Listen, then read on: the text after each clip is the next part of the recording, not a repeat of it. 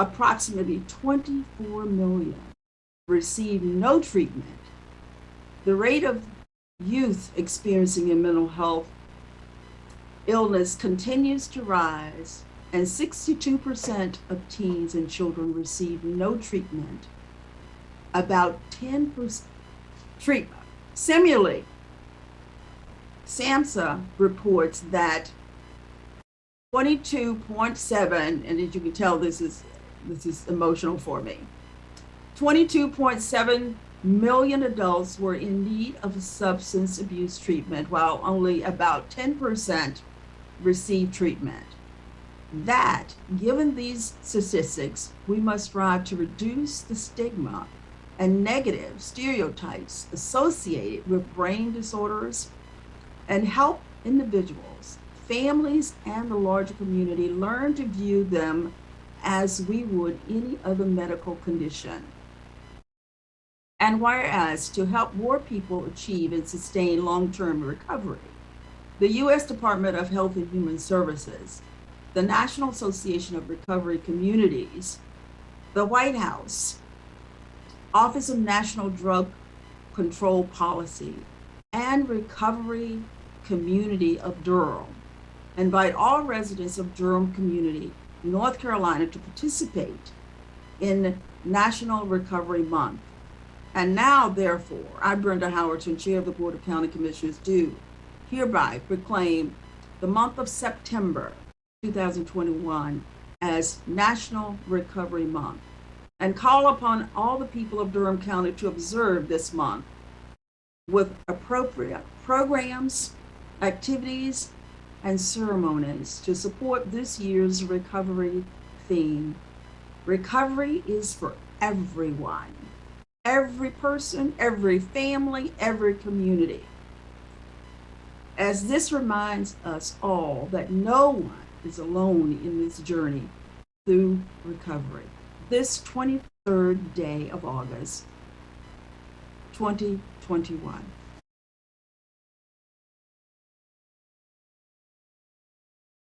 And I think we have Bob on the line to accept it, or is it Dr. Loney on the call? It's Dr. Loney. Okay, welcome. You'd like to have comments? Sure. I sure just want to say thank the board for proclamation of support, ongoing support for every month, and millions of people who are now in recovery, who have made significant changes in their lives, changing the idea that having a mental health or substance abuse issue is a deviant or moral misfit and those kind of things, but bring the light that we do become productive members of society. And as a member in recovery and citizen of Durham, I just want to thank Durham, our program, Criminal Justice Resource Center, mental health. And I've been in the field for a lot of years, and I love Durham, and I love what Durham offers. Still a whole lot of work to be done. Like it says, the theme is for everyone, every person, every family, every community. I can't think of anyone who hasn't been affected one way or another. Most of our problems in our community stem from mental health, and our substance. And I want to say thank you. We normally have outdoor events in September, but due to the virus or the pandemic, we're going to be doing some virtual things on site if you look at our web for the month. And we just want to say again, thank you for promoting the positive image that people are recovering and becoming. And we're here and able, and I want to come back. It's my attitude here, but I want to come back, and I'm impressed with what you guys are doing. I want to say thank you. Thank you. Thank you. Commissioners, comments from any of you? Commissioner Jacobs. Dr. Loney, I just want to say thank you so much for bringing this proclamation to us, and I really look forward to the recovery community celebration every year. Lately, it's been down at Central Park and under the pavilion, and it's always just a great, wonderful event that really celebrates all the people who have just accomplished so much in recovery, and it's just always a beautiful event to see everybody coming out and supporting each other, and then to see all the organizations that are, all the nonprofits that are working to support people who are recovering or who are dealing with substance use and mental health issues. So I just want to say thank you and for all that you do, and everybody who's part of the recovery community, and that we know this has been a really tough time, COVID. We know we've seen the data about how people have been impacted by the isolation and the stresses from COVID, and the increased overdoses, and so it's more important than ever that we have the help that we need for people.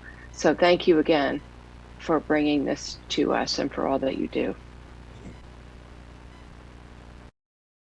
Any other comments?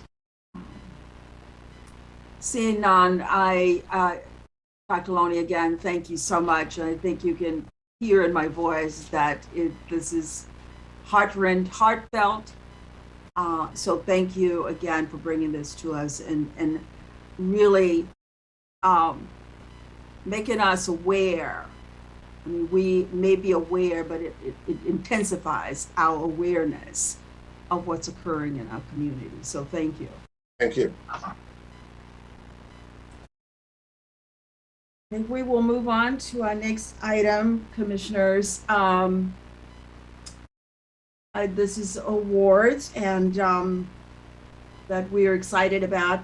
0520, Durham County government recognizes with 3 awards. We've got 3 awards, achievement awards by the National Association of Counties. The board requested to recognize these awards and the recipients of the awards. I'm going to ask our interim manager, Claudia Hager, to share the award-winning departments.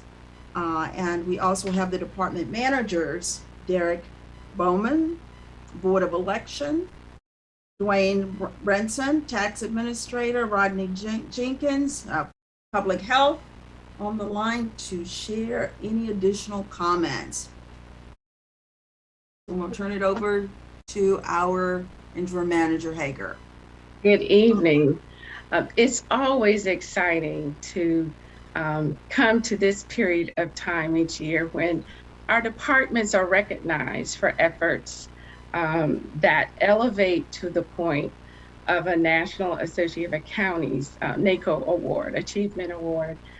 The departments had 13 different categories to submit their submission. We did in the county administration and management, as well as in the health categories. For the county administration and management category, first it was the Board of Elections, and Derek could not join us tonight. He's at another national conference. And Board of Elections, our team have received many awards for their innovative approaches in making elections seamless and accessible to our residents. But for this particular one, they are recognized for an app that streamlined and expedited the opening and closing processes for the elections. And so this app allowed the residents to see where lines were, how many people were in line, and to vote quickly, especially when it was during the period you could vote at any location. The simplified process helped with our voter turnout. It was most effective and helpful during this season of COVID. So again, we applaud Derek Bowens, although he could not be with us tonight, for their efforts. And this was a collaboration between the Board of Elections, our GIS department, and the IS&T departments, so we are grateful for them. Next we have the Public Health Department. They're recognized for their COVID-19 vaccine distribution dashboard, and it's one that I know all of us have come to rely on, as well as our residents. This dashboard is a simple way to view and monitor data about COVID vaccinations for county residents. The Public Health Office, the Public Health Department, Office of Emergency Services, and IS&T collaborated to develop this COVID-19 vaccine distribution dashboard, which transforms raw data about Durham County vaccinations into easy to read, interactive format. And there's also lots of other data on that website as well about the counts with COVID demographics. It's just a rich website. And then last, we have our tax administration department. They are being recognized for its multifaceted COVID-19 response. Tax administration deployed a remote call center through a new tool called Jabber, and the department implemented a public live chat feature on the tax website. The live chat feature reduced wait times and received a 0.9% satisfaction rate. We are excited about this particular improvement. They were also recognized for their long-term payment plan deferral program, which created opportunities for individuals that may not qualify under the state relief programs. So they were in the best in category, represented under county administration and management. So again, we applaud them all the department partners that help them. And it just speaks to how resilient our team members are, because these actions came during a time we were facing two crises, a malware attack, as well as the pandemic. So I am grateful to have colleagues like them, and I'll turn it over to them to share. So Rodney and Dwayne. Thank you so much, Interim Manager Hager, and good evening to the Board of County Commissioners and staff. It's a pleasure to be amongst you, and it's indeed a pleasure for me to accept this award on behalf of the 250 plus hardworking men and women of Durham County Public Health. In my studies, I've learned that relationships are everything and all else are derivatives. And our relationships have allowed us to come this far, and also to have a shining example of a dashboard for everyone to keep themselves safe, to learn about resources, but most importantly, to learn about that life-saving elixir that we have that is now FDA approved. So we certainly want to make sure that that continues to be a resounding example of what Durham is all about, which is technology and progressiveness. We certainly thank you so much, and I'll pass it on to Durham.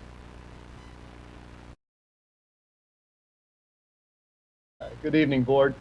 First and foremost, I want to thank the board for setting the tone and setting the values for our organization. We appreciate the support. Manager Hager for leadership and guidance as always, and IS&T. We can go to IS&T with about any idea, and they can figure out how to make it work. So we wouldn't be very far at all without IS&T. Now I'll just say that we try to make the experience of paying taxes as pleasant as possible. That's a tall task, we realize that, but that is our goal. And the tax office is very excited about this award. And we appreciate the recognition tonight before the board. And Commissioner Howerton, please forgive me, I failed to call Greg Merrill's name. He worked with everybody, and when I grow up, I want to be as calm, cool, and collected as Greg all the time. He really is kind of cool. Oh my goodness. And so, Greg, please share, and I thank you for your team and their efforts. So good evening, board, county commissioners, and general and interim manager Claudia. I just want to say thank you all for the recognition. As both Dwayne and Rodney said, you know, we work collaboratively and we work with teamwork with all of the departments in the county. And in the old days, I just want to mention something, right? In the old days, I'm old enough to remember that the IT organizations used to be just a group of folks behind closed doors, and they would wait for the telephone to ring. And that's called a support organization. Today, the IT organizations are problem-solving organizations. And that's the role that we play, right? We want to work with our colleagues, our departments, to figure out what problems need to be solved so that we'll meet the needs of the citizens and the residents of Durham County. And so these awards are just a reflection of that work. And as you know, teamwork is the fuel that allows common people to obtain uncommon results. So thank you all. Thank you, Interim Manager Claudia. Without her support as our Goal 5 champion and her support since we've been part of this organization, many of these things would not be possible. So really grateful for all of your support tonight, and really grateful for all of the people, right? The IT team and the other employees in the county that we work with. These things are not just IS&T. You know, these are collaborative efforts that require the input from all of the departments. And so my thanks goes out to all of the employees across all of Durham County government. Thank you. Wow. Wow. Commissioner Howerton, one more pause.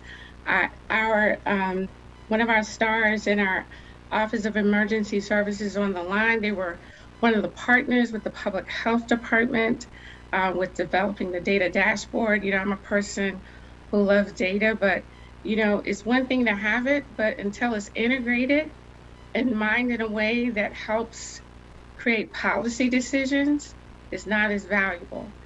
His team in the emergency services area was critical with that data dashboard coming together with their data scientists. So Ari, if you don't mind sharing a few remarks as well.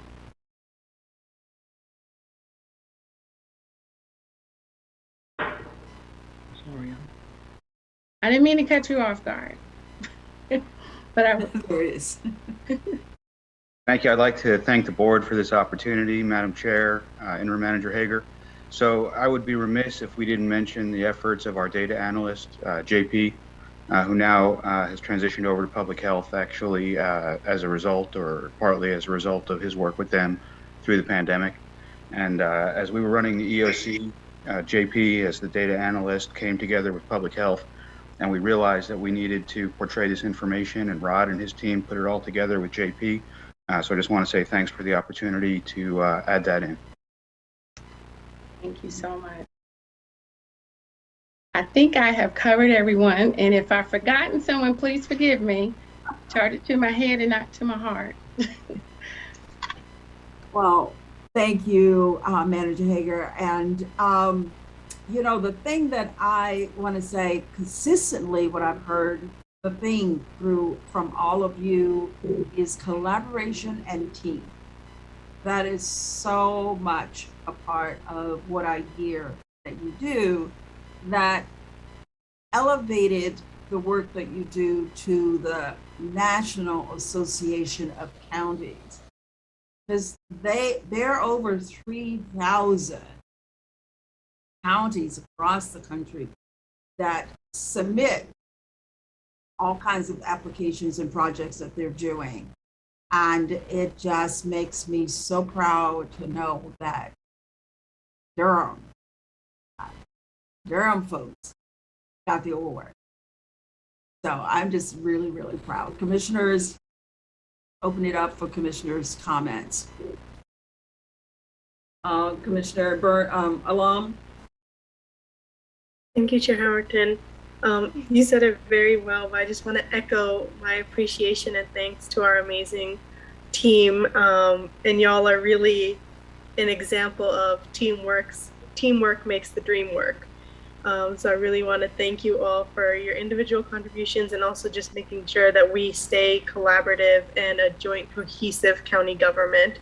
It's really amazing. And Director Jenkins, I know we all know how amazing of a job you've been doing through this pandemic, and even before that.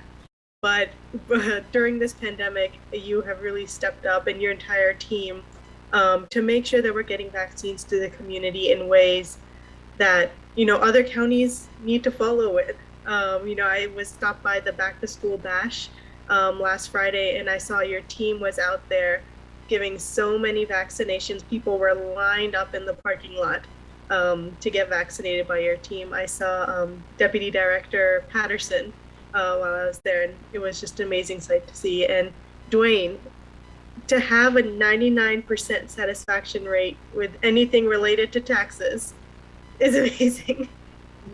So I really want to applaud you and your team that y'all were able to do what's probably the impossible of making people satisfied to pay their taxes and to reach out to pay their taxes. So thank you so much. And thank you, Greg and Ari, for all the behind the scenes work of making that come to fruition. Commissioner Burns? Yes, ma'am. I will be relatively quick.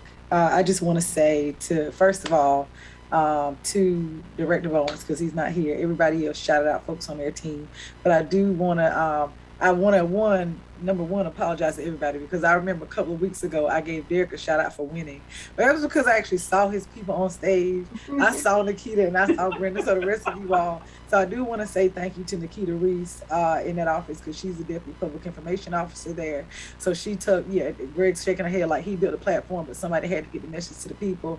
Brenda Baker was also there, during elections. A lot of times, people complain about the most random things. Somebody's sign is too big. Somebody's name is on a piece of paper wrong. I mean, just stuff that makes absolutely no sense at all. And Brenda was the one who was there, holding the fort down, while Derek was out in the street, just trying to make sure everything held together. So I do want to make sure that they get a shout out, because they were at the conference as well.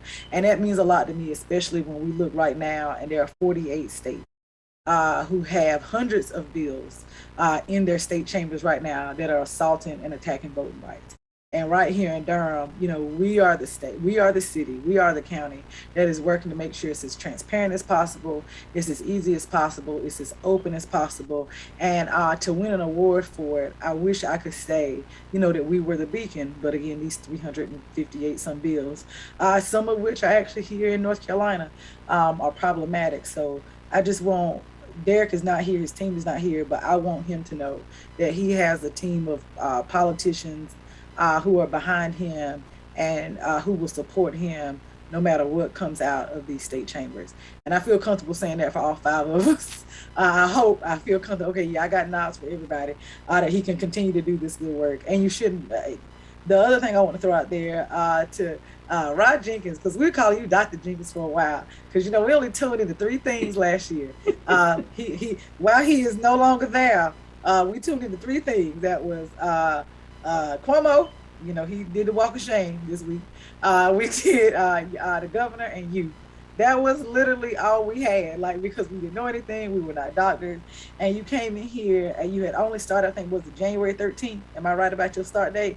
And then 2 months later to the day, the whole world, shut down, the state shut down, and you took it on the chin. I would have ran back to Robeson County, but I saw their numbers today, and I'm happy that you did run back to Robeson County, because their numbers are dismal. Our numbers are great. Our neighbors' numbers are great. And I know it's because of you. And I know you had some tough phone calls with some folks at the state and with some folks nationally. And I will continue to say, have those tough conversations with people, because you have 5 women here who don't have any reason to not back you up for those tough conversations, to make sure we got vaccines, to make sure we got equitable, to make sure we open up sites. You asked the tough questions on TV. I don't know where Joanne is, but there was a quote that Joanne said on TV one day. I remember, texting a few of the commissioners, just so y'all know, she said this on TV. We not going, she's fine. That's how all of us feel. Are we all on the same page? So, we back your team up too. And I know that you've had some award-winning communication staff. And last but not least, Dwayne, I got my tax notice. I want to give it back. I got my tax notice, but I also got that wonderful letter in there about our new program. Now, I want you to know there's some people, even though our program has not, I know it's in the DHHS, I know it's in the DSS, but it was a program that you also had a part in. You know, we made a program from last year better this year, and already before we can even get applicants in, we have politicians that want to attack it. I want you to know that the same way that I back up Derek and the same way I back up Rod, that's the way I'm going to back up you. And I have at least 2 or 3 votes to do it. So you continue to do your job, and we're going to use data. It's going to be data driven. We're going to figure out if we can get those 30% of folks in here to get these applications turned in. Joanne, I hope you're listening as well. Dwayne, thank you, because I paid my taxes and you used a velvet hammer to do it. You told us one time when we were talking that if you can do this work and save money at the same time. So how you have broken the mold on that, I applaud you. I'm pretty sure that people are going to, try to pull you away from us because you are worth your weight in gold.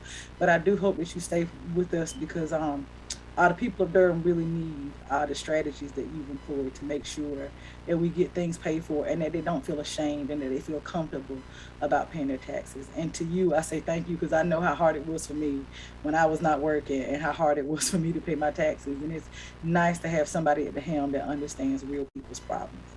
So thank you, sir. I'll stop there. Greg, I haven't broke my computer this week, so,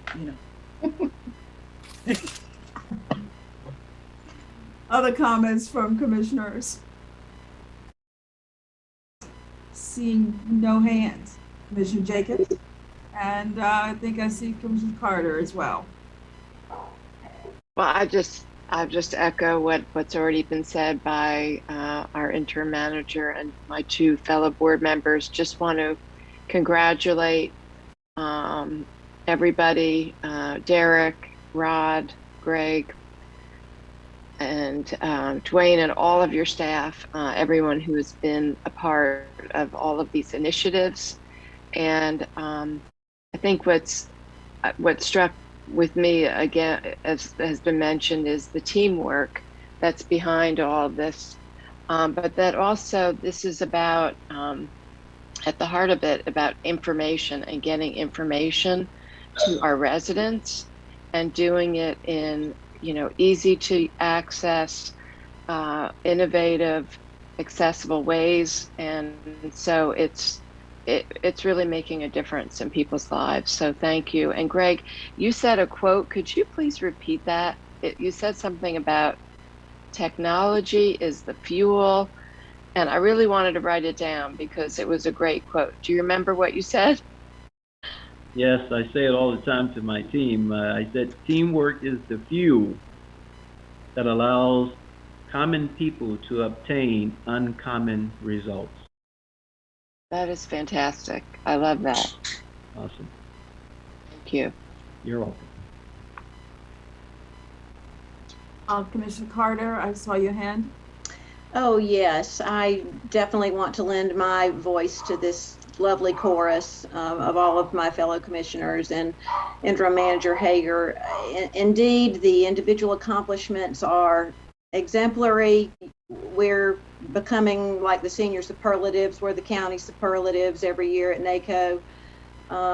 We are real proud of you, and we are going to try to follow your lead. If we want to solve the kinds of problems in the ways that you have done, we will also try to be a better team and to follow your lead on that. As my colleagues have all said, your cross-sector, collaboration and teamwork is really what makes you such a standout. It's hard to do it. I think people struggle all the time to do it, but you showed us how, and we're going to be trying to follow your lead. Thank you so much. Okay, all right, so if there's nothing else, again, kudos to all of you and your teams. Thank you. All right, commissioners, we are down to our consent agenda. There are 11 items on our consent agenda. Are there any items that commissioners like to pull and place at the end of the agenda?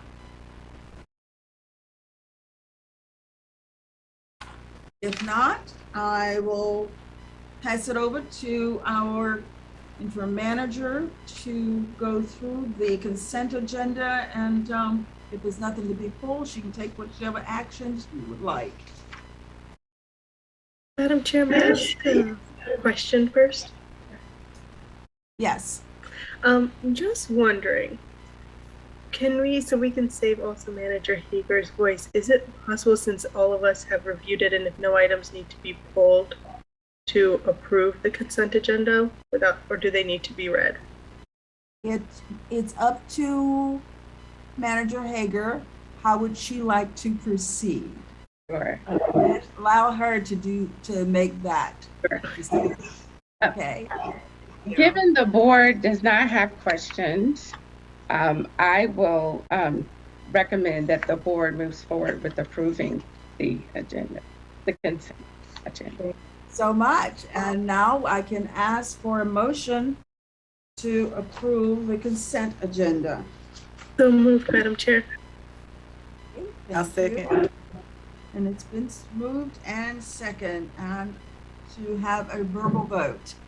Commissioner Alon, Aye. Commissioner Burns, You know, I really wanted to go over. Wait a minute. Aye, Monica. Commissioner Carter, Vice Chair Jacobs, Aye. and Chair Howerton. Aye. Consent agenda is approved, 5-0. All right. So now we have a public hearing tonight. Commissioner, we have one public hearing that's before us this evening, and it's 210505. Zoning map change, Old Bahama Fire Station, Z200060026. The board is requested to conduct a public hearing and receive public comments on the zoning map change and take two motions. We have Michael Stock and the planning manager on the line for this discussion. Thank you very much, Chair Howerton. Michael Stock with the Planning Department. I am going to keep my video off if it's okay, because I have bandwidth issues and I'd like to maintain constant contact with you all instead of cutting in and out. But thank you again, Chair Howerton and commissioners. Michael Stock with the Planning Department. Before I begin, staff would like to note that all required notifications have been performed for this Planning Department public hearing item and are on file for review. Zoning map change request Z2046 is a request by the Bahama Volunteer Fire Rescue Company to change the zoning designation of two parcels of land totaling 0.76 acres and located at 1426 Bahama Road. The current zoning is commercial neighborhood, or CN, and residential suburban 20, or RS 20. The applicant proposes to change this designation for both parcels to commercial neighborhood with a text-only development plan, or CND. A text-only development plan allows an applicant to place limitations on uses otherwise allowed by the zoning district. No graphics are needed. The proposed use limitations in this application would prohibit any bar, nightclub, or other use that serves alcohol for on-site consumption. There is no change to the watershed overlay that's applicable to this site, which is the Lake Mickey Little River District A. And attachment 9, which is the proposed ordinance, has the specific text for that text-only development plan. The parcel zone CN is currently designated commercial, and the other parcel zoned RS20 is designated as very low residential on the future land use map, or FLUM, of the comprehensive plan, and that's shown on attachment 3 in your packet. The proposed CND zoning is not consistent with the parcel designated as very low density residential. So if this proposed zoning is approved, staff recommends a change to the FLUM designation of that parcel to commercial. The Planning Commission heard this request at their June 8th meeting and recommended approval 10-0. As a reminder, and as mentioned by Chair Howard, and Board of Commissioners are asked to take two actions. First being action on the request for the rezoning ordinance, which is attachment 9 in your packet. And the second action would be a vote on the appropriate statement of consistency, which is attachment 10 in your packet. Thank you, and representatives from the Bahama Fire Department are here to answer any questions. Thank you, Mike. I just, before I turn it over to the commissioners, I have a couple of things. And I'm not, probably Tom may not be on the line tonight, but I do want to thank him for serving. He mentioned that this is his last, I think it's his last meeting or last report to us. Tom Miller is who I'm talking about, that has served on the Planning Commission.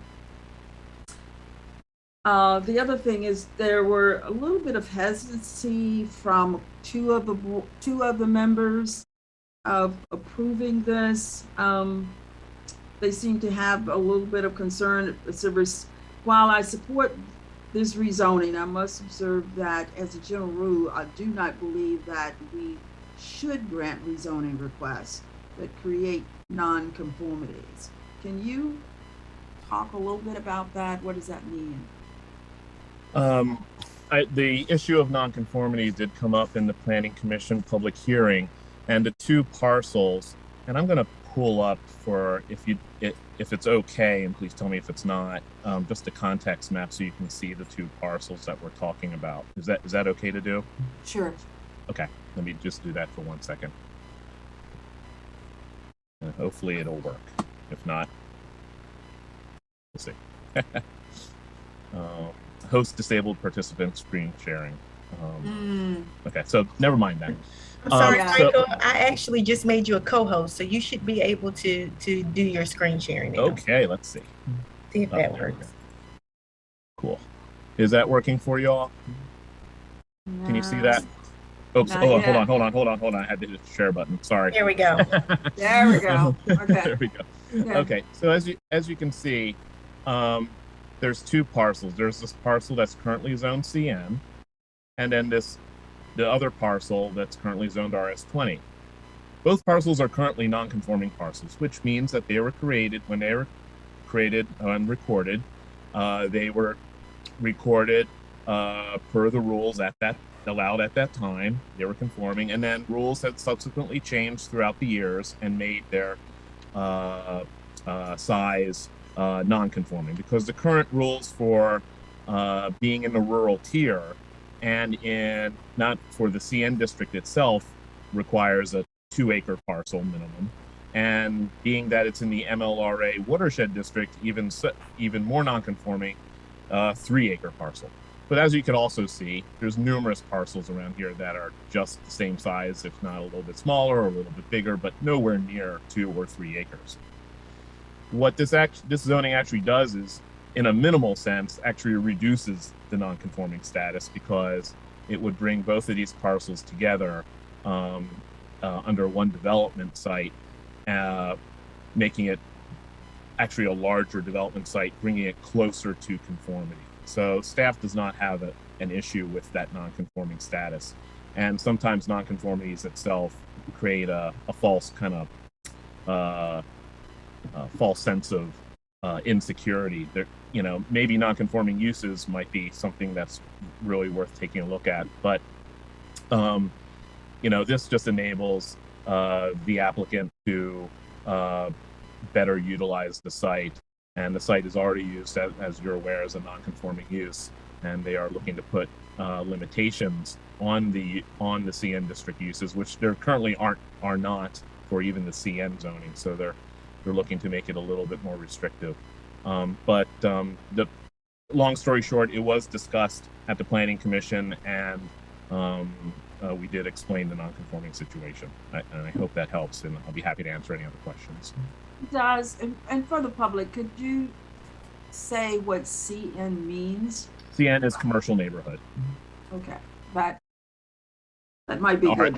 And RS20 is residential suburban 20, which means generally 20,000 square foot residential lots. Yeah, we use so many of those things I wonder sometimes if the public is saying, what in the heck is that? Yeah, I hear you. I hear you. All right, thank you. Other questions? And any other questions or comments from commissioners before I open for public hearing? Okay, seeing no hands, I will now open. Did I see? Okay, I will now open the public hearing and have the county clerk acknowledge any calls or callers that are on the line or read any comments. Chair Howerton, Board of Commissioners, we have not received any comments and no one signed up to speak. Okay. Commissioner Howerton, I know that the applicant is here to speak. They might not have known to sign up. Len Needham, and I'll just want to recognize Len Needham if he would like for you to let you know. Okay. So, if Len, you'd like to have a comment? Yes, ma'am. Can you, Commissioner Howerton, can you hear me? I can hear. We can hear you. Okay. All right. Thank you for the time to speak. I'm Chief Len Needham, Bahama Fire Department, and what we're trying to do is we want to sell this property. It's our old fire station, and we're in the process of wanting to buy some more equipment. What we want to do is sell this so we can kind of vitalize the Bahama community and keep it restricted so it will conform to what the community wants and not be something there that's not conforming to what the people around would like. So that's why we put the limitations on it. We want to take this money instead of financing stuff when we buy a truck. We want to add this money to it so we can pay for it to help save all the taxpayers' money and be out from under the rental business and trying to keep up a property that's not under the fire department. And that's what we want to do since it's not being used as a fire station no more. Okay, thank you. Okay, any other comments? Commissioner Jacobs? Well, welcome, Len, and I'm glad that you have at least better service than sometimes we get from folks in the northern part of the county. Although I know you have your video off. I just want to say I remember speaking with you on Bahama Day about this property, and this is actually the property that the Bahama Day celebration takes place on, if anyone has been there.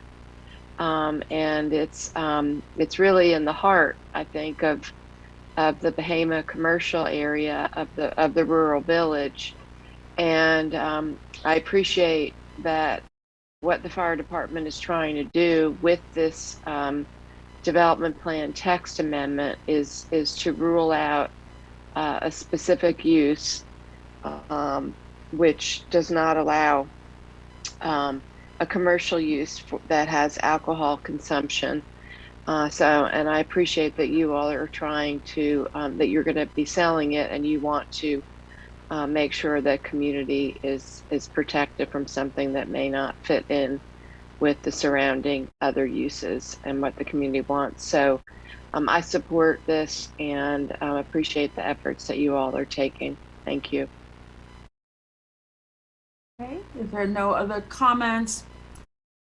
So, commissioners, due to virtual meetings, the new rule requires all public hearings to remain open for 24 hours to allow time for additional public comments. The public hearing will close tomorrow, August 24th. At the conclusion of this meeting, this item will be moved to the September 9th work session meeting, and at that time, comments received will be shared and a vote will be considered. Thank you. Thank you. All right. We have 210511. It's another public hearing to consider allocating economic development funds to SmartWire Inc. And the board has requested to to close the public hearing to consider allocating a total of $125,000 to Smart Wires, Inc. and authorize the interim manager Hager to enter into preliminary negotiations and execute an agreement with the company. So at this time, I will ask the clerk if any comments have been received. Chair Howerton, no comments were received. Thank you. Hearing none, I will close the public hearing and bring this item back to the board. Are there any additional comments from commissioners? Hearing none, I will entertain a motion. Madam Chair, I would move that we allocate a total of $125,000 to Smart Wires, Inc. and authorize Interim County Manager Hager to enter into preliminary negotiations and execute an agreement with the company. Okay, it's been moved by Commissioner Carter, second by Commissioner Lum, that we allocate the $145,000 to Smart Wire. We need a verbal vote. Commissioner Alam. Aye. Commissioner Burns. A resounding aye. Commissioner Carter. Aye. Vice Chair Jacobs.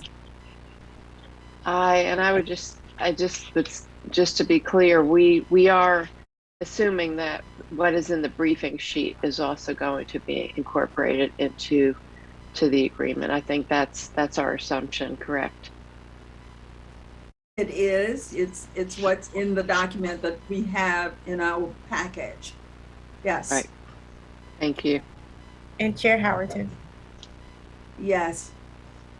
It passes 5-0.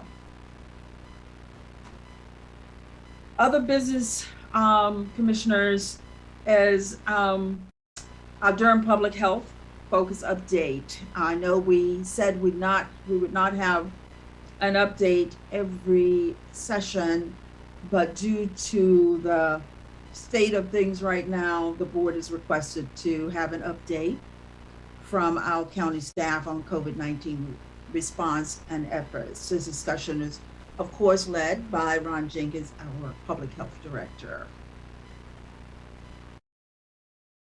Okay, Thank go you, ahead, Madam Ron. Chair.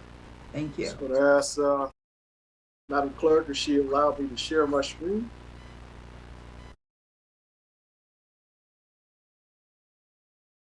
All right. Can you see my screen, Madam Chair? Yes. Thank you so much. Good evening again to commissioners, and promise to be really brief. COVID-19 vaccine distribution updates. Again, we want to make sure that you have the most accurate information to make sure that we keep ourselves safe. Again, prevention strategies, we want everyone to get vaccinated, but we also want you to keep doubling down on the public health measures, which are the 3 W's, and we simply need to do whatever we can to get as many people vaccinated as soon as possible. Some statewide updates. Positivity percentage statewide is 12.3%. Cases are now averaging around 7,000 per day. State is on track, possibly to exceed January's peak in total COVID cases. We are seeing American Indian and Blacks still representing the highest demographics for COVID-19 infections statewide. State is keeping a close eye on hospital EDs, for they are remaining crowded and they may have to discuss foregoing elective surgeries. It's getting that serious. 18% of new cases reported statewide are what we call breakthrough cases. In other words, people who've had vaccines and they have gotten COVID. And the month of September may be a repeat of this month if vaccinations don't increase. Locally, we currently have 793 active cases. 28,018 individuals have beat COVID. We have picked up a few deaths, 237, and hearts and prayers and meditations are always with those families who've lost loved ones to COVID. 12 other related deaths, and that gives us a total of 29,062 as of 6:30 this evening. Our 7-day moving average of positive cases is 118. Hard to believe that in early June, it was just minuscule, right in less than 20. So the Delta variant is really spreading rapidly. This is an increase of 85 from last week and 48 2 weeks ago. So far, 2,134 COVID-19 cases so far in the month of August, as of August the 20th. We continue to keep a very close eye on race and ethnicity trends, and our Hispanic or Latinx and whites population continue to be proportionally or underrepresented. However, Black of African American individuals are overrepresented at 47.83% of all our cases, though they represent 37% of all our county residents. I fully expect for that to change because we have been vaccinating like no other due to this incentive campaign. Positive percentage of labs, we're currently at 8.1%, which is 2 percentage points higher than 2 weeks ago at 6.1. And since July 25th, we have been above 5%, the 5% ranges. And that's definitely not where we want to be, but it is indicative of our current state of affairs. Per the CDC, we're continuing to do well with vaccinations. More than half of our population have been fully vaccinated overall. Those individuals are over the age of 12 and older, 64.2%. 18 years of age and older, 65.5%. And of course, our seniors at 84.1% fully vaccinated. Our level of community transmission, like the rest of the counties in North Carolina, is at high, with the exception of Hyde County, which is now in the yellow. So we're beginning to see glimmers of hope overall. North Carolina Department of Health and Human Services has us at 63% receiving 1 dose and 59% fully vaccinated. So a little bit of a discrepancy, but we'll take it. As Commissioner Burns said, our statistics are definitely commendable compared to some other locations in North Carolina. Vaccinations for Durham residents, there have been 356,367 vaccinations performed through August 16, 7,724 vaccinations administered through August 16, which represents 37% increase in the number of vaccinations, directly tied to the $100 vaccine incentive campaign that Durham currently participates in. Durham County residents have been vaccinated 606 vaccine provider sites across North Carolina. By race, we continue to strive to do the very best that we can. Our commissioners, our white population, 13.67% have been partially vaccinated, whereas 56.3% have been fully vaccinated. The Black or African American community will continue to make strides at 11.86% of our residents receiving 1 dose. In the African American community, 39.5% fully vaccinated. Our Asian population continues to do well with 66.62% fully vaccinated, 19.73% receiving at least 1 dose. In our Hispanic population, a total of 24,081 Hispanics or Latinx residents have been vaccinated. As I've said to you times before, we've been seeing many, many families come to get vaccinated. 16.23% of our residents have been partially vaccinated in the Latinx community, whereas 46.41% have been fully vaccinated. I wanted to give you a snapshot of our breakthrough cases. They're currently making up 9.75% of our COVID-19 cases in Durham for the week ending August 21st. However, we do know that breakthrough cases are amongst us, and they are identified as a person who has been fully vaccinated for at least 14 days before contracting COVID-19. During the month of July, that was when Durham County really rang the alarm for the state. An average of 21.72% of our cases were breakthrough cases, while in August, we've been seeing a slight decrease at 18.21%. And our caseload for the month of August through the 21st currently has been the highest as it's been all year. So we are certainly hoping that we are able to peak out sooner rather than later. When it comes to unvaccinated individuals and mortality, 7.753% of all cases per 100,000 of unvaccinated individuals in Durham end up dying. Whereas if you are vaccinated, then that means 0.17 per 100,000 end up, again, passing away. However, it's really attributed to this current state of affairs that we're in. Bottom line, what is the risk of dying of COVID-19 for people who are vaccinated versus unvaccinated? This is why we are really promoting the vaccine, because we do know that it's doing what it's supposed to do, which is preventing severe hospitalization, but most importantly, it's preventing death. And again, the attack rate, that is the rate in which COVID-19, particularly this Delta variant, attacks the human body. The attack rate amongst unvaccinated individuals is at 1,580 cases per 100,000 individuals. The attack rate amongst vaccinated individuals, 251 cases. So that represents 6 times more likely individuals will contract COVID-19 versus vaccinated individuals. So with that being said, we certainly hope that this information is useful for you. A few updates. Beginning September 1st, we will take a pause on vaccine outreach. We hope to regroup, reset, and plan our operations for the administration of boosters. Pending the authorization of 12 and younger, we want to prepare for that population. And we also want to prepare for the fall-winter season. In short, we have been at this since December 22nd. We've not taken a break since the spring. We've been vaccinated in the hot summer weather. It is now time for us to take care of our staff and make sure that they're ready.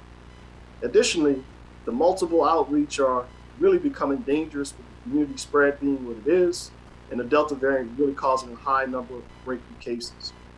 Mass Vaccination Clinic will continue to be open Monday through Thursday from 9 a.m. to 4 p.m.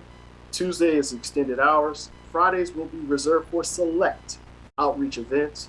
And we also plan to utilize our COVID mobile vaccination partners for requested outreach events in the communities. Booster shots for immunocompromised residents will begin this Thursday morning. We ask that you contact the COVID hotline at 919-560-9217 for more information or to schedule an appointment.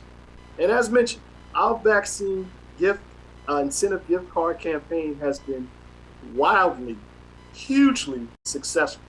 It ends on August 31st. We've had lines wrapped around the building.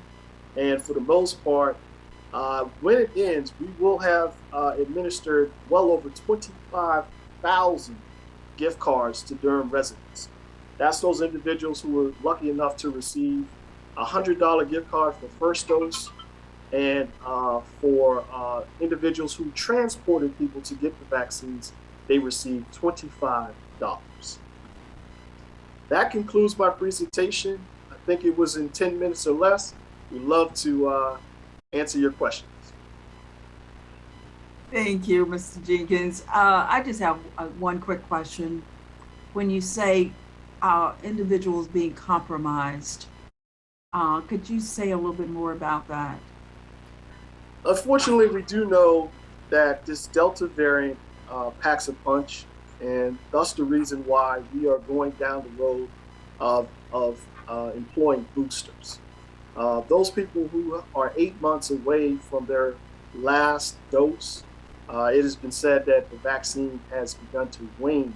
So therefore, this being a pandemic of the unvaccinated is really ringing true, because as we've said so many times, the more people stand on the sidelines and don't get vaccinated, the more that these variants really take the time to figure out how to continue to infect, how to continue to find hosts, and continue to mutate into something else.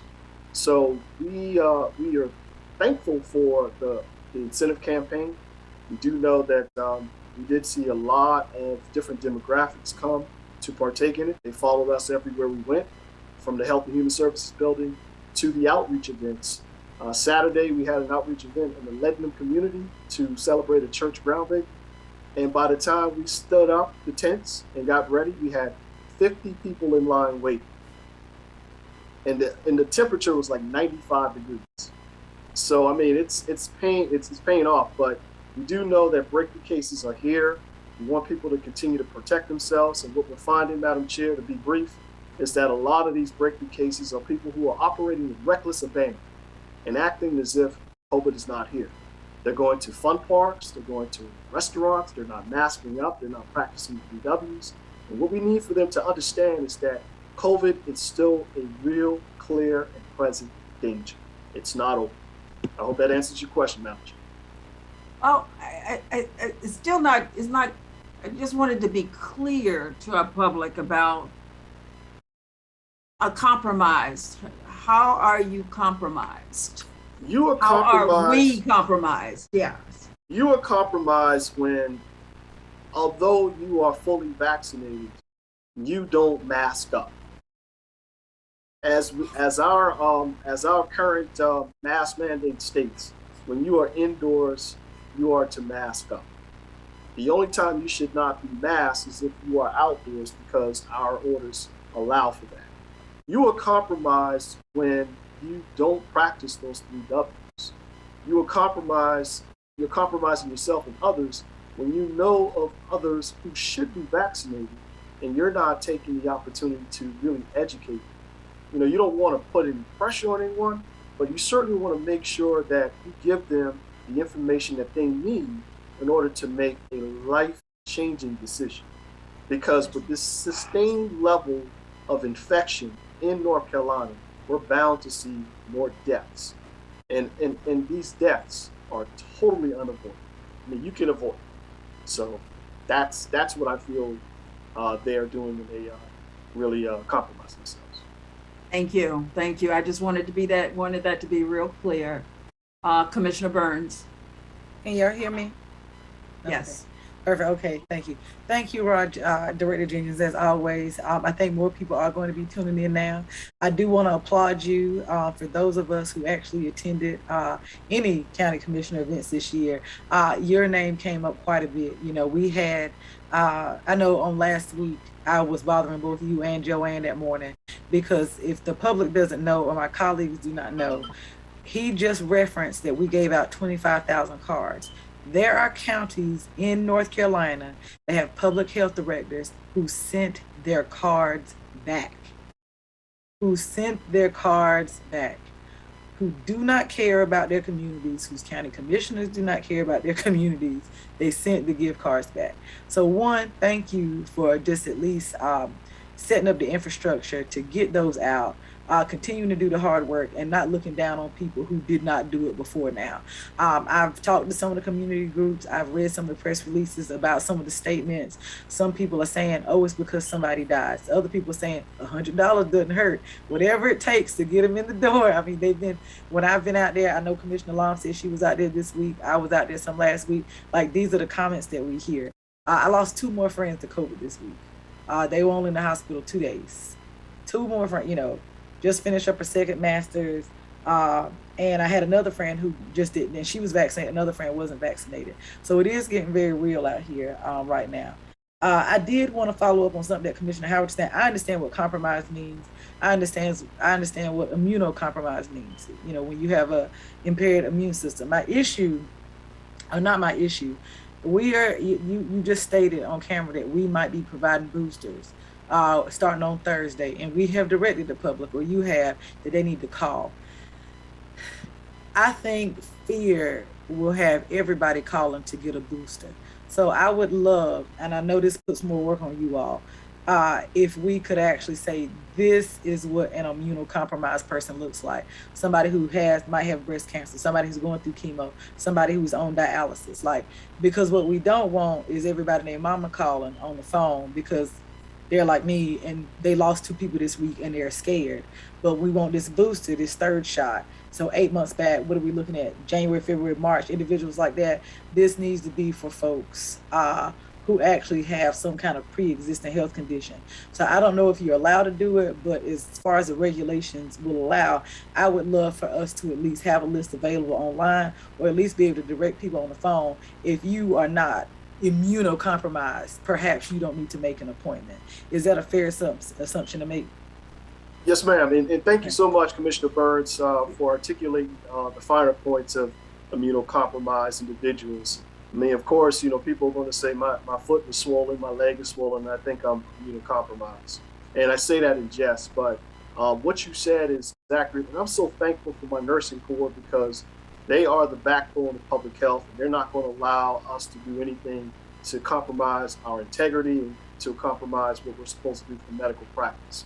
So our hotline is prepared. They know the questions to ask, and the folks who are checking folks in for those people who may be immunocompromised, they certainly know the questions to ask to ensure that we're doing everything that's in lockstep with the North Carolina Department of Health and Human Services regulations that allows us.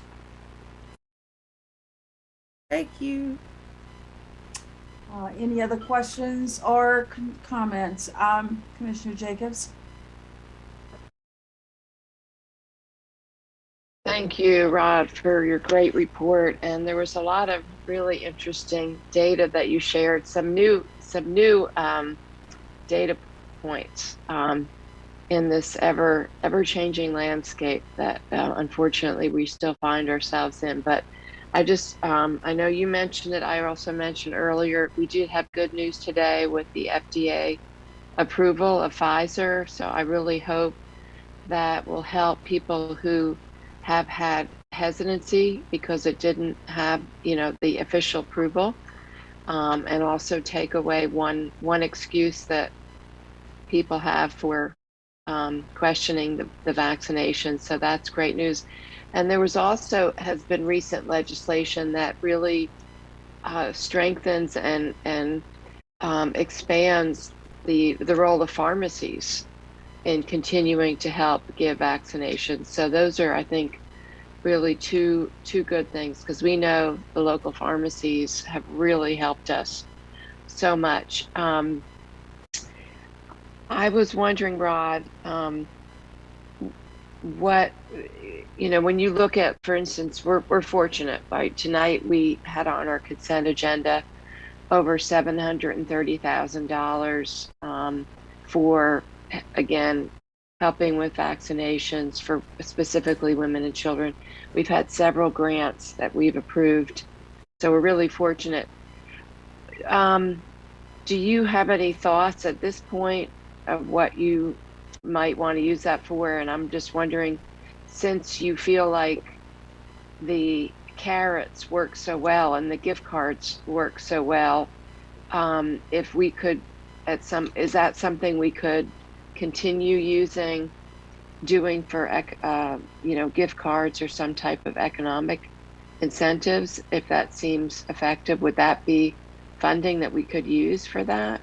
We certainly could. Of course, the majority of the agreements, addenda that you are presented with for approval have very defined initiatives and directives that we have to follow. But make no mistake about it, Commissioner Jacobs, we have really thought carefully and intentionally about any particular incentives that we can offer. We are thankful for the state because, again, this is something that they did on their own, and there's some other ideas that they have as far as incentivizing individuals to get it. We have several meetings scheduled for the rest of the week, but there are some things that we really want to do in terms of continued outreach. The tents were up. Many different places saw the beautiful colors of Durham County, and they saw Durham Public Health in places that they haven't seen us in a long time. So when we talk about, using these funds, we're talking about using it for mobile vaccination vehicles. We're talking about, additional staff to help us extend our bandwidth, because as it stands right now, the staff is tired. And all of these things, the different agreement addendas allow us to do. So as I said before, I have a nursing corps that is committed to making sure that, Mr. Jenkins, either you can do this or you can't, because there are times when I get a little wild with my ideas. But at the same time, we want to make sure we do everything decently and.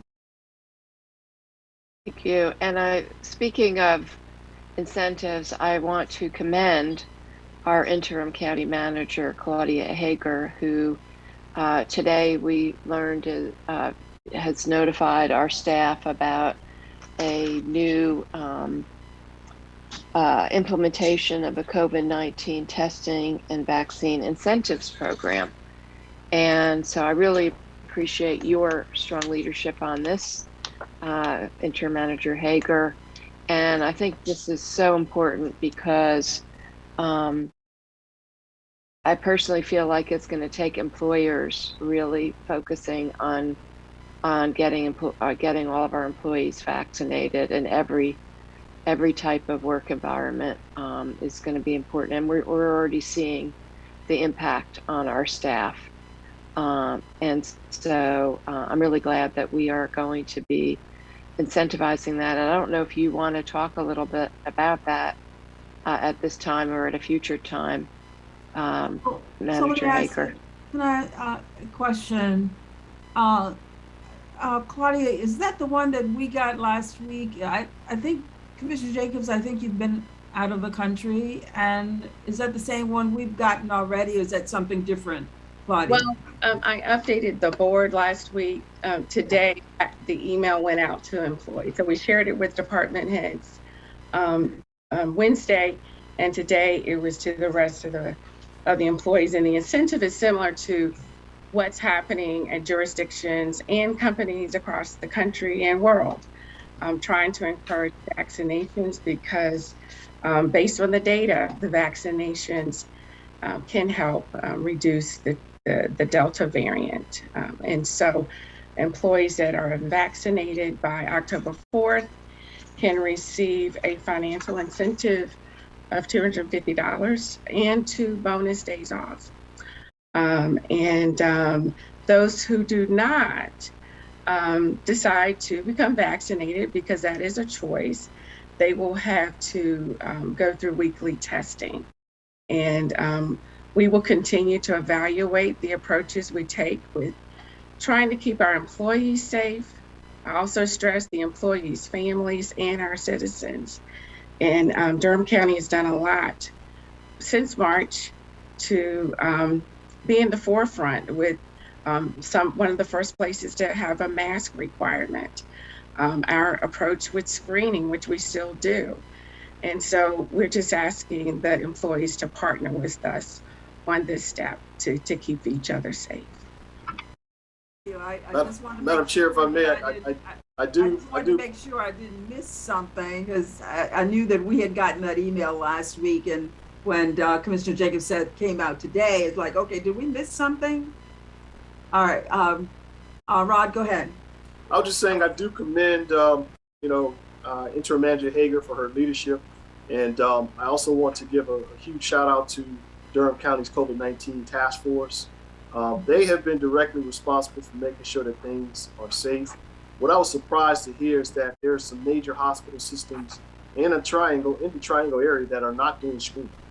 They're not doing screening.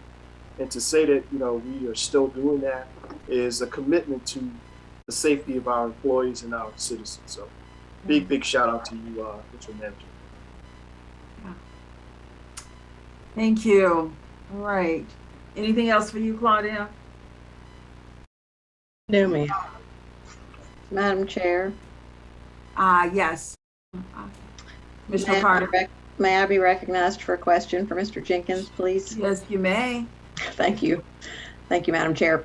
Hey, Rod, great report, really interesting data. I agree. I really think that attack rate number is one that I'm going to try to keep in my head. 1580 per 100,000 for unvaccinated versus 251 per 100,000 for vaccinated, for people who are concerned that, with the vaccine efficacy, that seems like a really good number. I was wondering about children. Do we have any data on the number of children who are infected in Durham County, or any clusters in daycares or schools?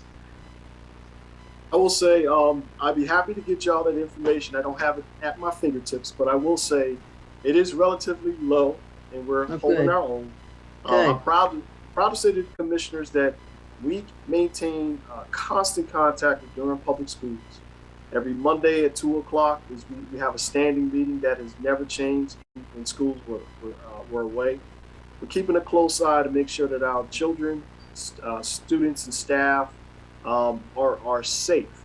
And again, excellent relationship that I have with Dr. Mabinga and Dr. Monk and Dr. Hardy and the leadership of Durham Public Schools. So with that being said, clusters are relatively low. I think we have less than 5 clusters involving children. Not that we don't have any, but we have that clusters task force, if you will, that is definitely a major part of our surveillance efforts. But more than happy to get that information as soon as I sign off. Thank you, sir. Thank you, Commissioner Carter, for that question. That's always a real concern for all of us, and we do everything we can to take care of our little ones. So thank you for that one. Any other questions or concerns, commissioners? As always, Rod, thank you so much for all that you and your team are doing to keep the citizens in Durham safe and well. And I know that at some point, thank you for taking a vacation, first of all, and I'm sure your wife thanks you as well. And I know that you said something about coming up, there's going to be a time where your staff will get some downtime. And I pray that to be true. Yes, ma'am. We're doing everything we can to keep our staff whole and sane, and we certainly value their contributions. But we appreciate your support, Madam Chair, and the rest of the commissioners. Thank you. Okay. Nothing else. We're going to move on to boards and commissioner appointments. At this time, our interim county attorney, Willie Darby, will read the results of the appointments. You there, Attorney Darby? There you are. All right. Good evening, commissioners and interim manager Hager. It gives me pleasure to announce for you the members to the various boards and authorities. First, for the Dangerous Dog Appeal Board, you have selected Marion Mulligan. To the Durham County Convention Center Authority, you have selected Miriam Delahunt Andrews. To the Juvenile Crime Prevention Council, you have selected Lakeisha Blake as your faith community representative.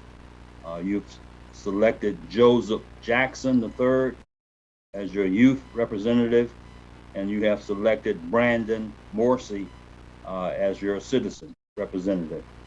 To the TJ Cog Water Resource Collaborative, you have selected Michael Koenig. Those are your new members.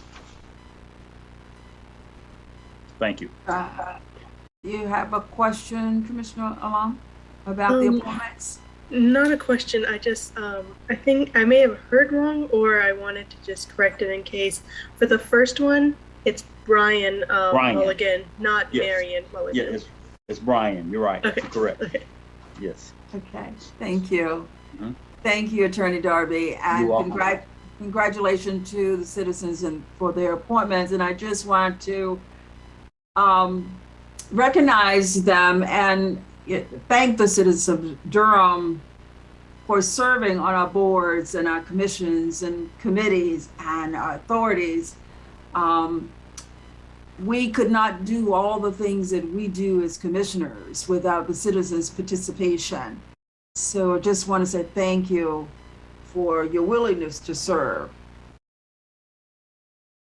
So commissioners, we're down now to, and thank all of the citizens for being online tonight and participating in this meeting. We are down now to our closed session. The board is requested to adjourn into closed session for the following: to establish or to instruct the public body staff or negotiating agents concerning the position to be taken by or on behalf of the public body in negotiating the price and other material terms of a contract or proposed contract for the acquisition of real property by purchase, option, exchange, or lease, or the amount of compensation and other material terms of an employment contract or proposed employment contract pursuant to GS 143-318.11A5. Also to consider the qualification, competence, performance, character, fitness, condition of appointment, or condition of initial employment of an individual public officer or employee or prospective public officer by or against an individual pursuant to GS 143-318-11A6. I will entertain a motion for approval to go into closed session. So moved, Madam Chair. Okay. Seconded. Moved by Commissioner Burns, second by Commissioner Long. Okay, and I will have a verbal vote by a clerk. Commissioner Along, Aye. Commissioner Burns, Aye. Commissioner Carter, Aye. Vice Chair Jacobs, Aye. Chair Howerton. Aye.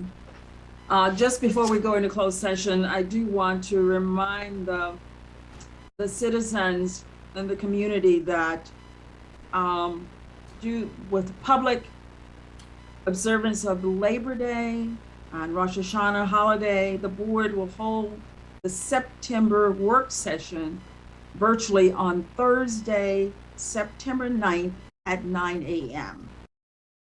It'll be Thursday, September the 9th at 9 a.m. We are in closed session.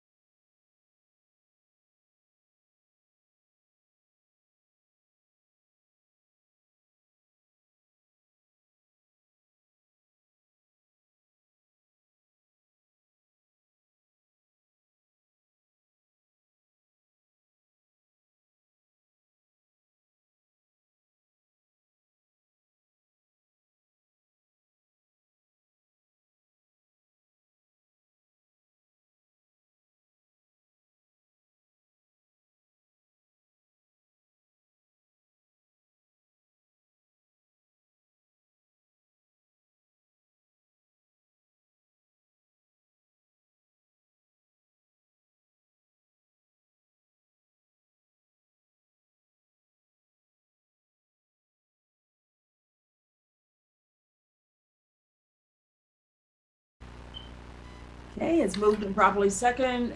We roll call. Commissioner Alon. Aye. Commissioner Burns. Aye. Commissioner Carter. Aye. Vice Chair Jacobs. Aye. Chair Howerton. Aye. 5-0. We have adjourned. Thank you. Good night. Night. Good, everybody.